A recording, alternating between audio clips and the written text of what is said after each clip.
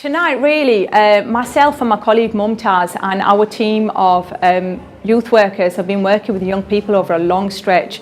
It's probably 7 or 8 years, and tonight is those young people taking over and hosting an evening for the public and for all graduates and new members of PYF to say, this was a difference that PYF made to our lives. This is how it impacted on their lives, whether that's meant that they've gone on to get an education, whether that has meant they've gone into a set career or it changed their mindset or their philosophy. It's all about impact tonight and I think the biggest impact is the fact that the young people are hosting this evening themselves. PYF has played a very important part in our lives. We didn't realise at the time, but when we were applying to universities and colleges, we had a lot to write on our personal statements. PYF gave us a platform to do so much more with our lives.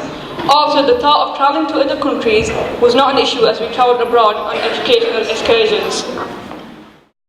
I was a young kid, what we're looking at now, 12 years old. We didn't have a youth forum back then. It was the first one that opened up. Mumtaz and Sophie, they set one up. So we heard about this youth forum. We didn't know what a youth club was before. We just used to hang around in the streets. These guys found us on the streets and go, well, why don't you come inside and join and get part of it? I joined, and then before you know it, we had a PYF group set up. We elected a chair. We set up a group. From there, we just kept growing and growing. Like Halima said, we organised residentials, trips abroad, applied for funding, and we grew from there. So it was probably one of the best things I've done. Now it's time to invite some prominent guests onto the stage to talk about a few of the experiences they've had in PYF. Our first guest is Milton Brown from KLTV, who has undertaken a lot of work with PYF young people around research and issue-based work we have done. Please welcome Milton Brown. Assalamu alaikum. And good evening, everyone. I've known Mumtaz and Sophie for quite a number of years, and over the last 18 months, probably 2.5 years, I've been working very closely with the Pakistani Youth Forum. British, Muslim, also British, Pakistani and Muslim. It's quite an easy thing to say, but how many of us actually feel it? Well, the last 18 months, I can tell you now, it's been a privilege because I know what British, Muslim and Pakistani means to these young men and women. We never embraced it. The challenges we faced when we was younger, we never got around to actually embracing our Britishness. And it's been quite a privilege to be with another generation of young British, Pakistani and Muslims. It's been a real privilege to experience what it's like to feel a sense of belonging.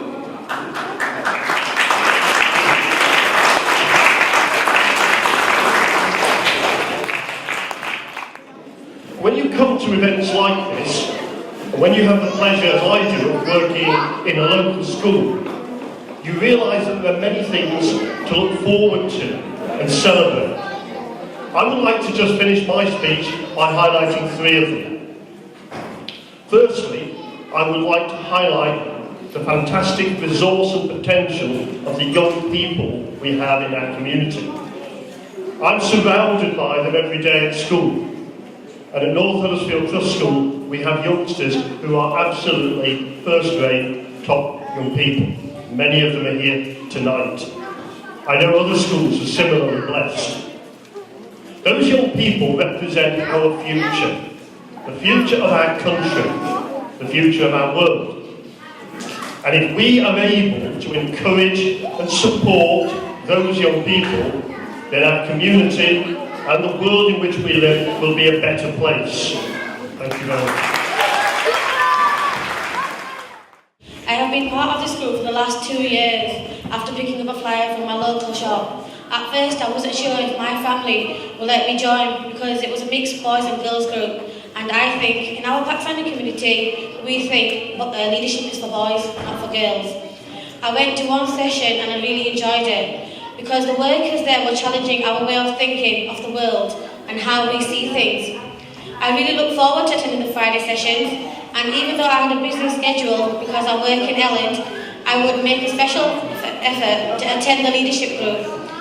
I want to say a big thank you for helping me broaden my mind in the way that I think, and secondly, I would like to request that you run similar leadership groups in different areas for young people so that they can too become active and aware citizens and contributors.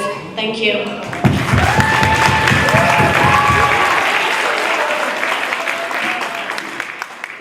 We've done a lot of actual teamwork, like when we work in groups to discuss issues which are going around in our community, and we tend to talk about the serious points and the slightly negative points, but then we try to see how we can resolve these issues in the community, so we learn quite a lot from it. Yeah. There have been many people who have been attending who are not from the Pakistani background, they're from the Sikh background, Christian background, it's all multicultural. It's open to anyone. Yeah, it's open to anyone. Yeah. It's about allowing our young people to have an opportunity to connect with young people from other communities, to broaden their horizon, to think out of the box, and to think beyond Huddersfield and Kirklees, because that's where their future is going to be. Before Huddersfield Pakistani Community Alliance came into existence, this was in about 1999-2000 when HPCA was formed. I really don't think there was much activity. I'd like to use the word buzz. I don't think there was an element of buzz within the community in terms of the issues that existed around underachievement. Educationally, there was underachievement taking place. And I think Huddersfield Pakistani Community Alliance, when it came into formation, one of the main areas that they focused on, the management committee, and the highest priority was around young people. Of course, they wanted to cater adult illiteracy as well. They wanted to cater for the elderly provision as well. So they wanted to provide something for the elderly too. But I think in hindsight, I think one of the best decisions they made was they said the main area we're going to invest in 75% is going to be young people. I was watching them and I was thinking, that's great, that really. That's role models, and that's good examples for other young people to look up to and think, we can aim high as well, we can do stuff like this.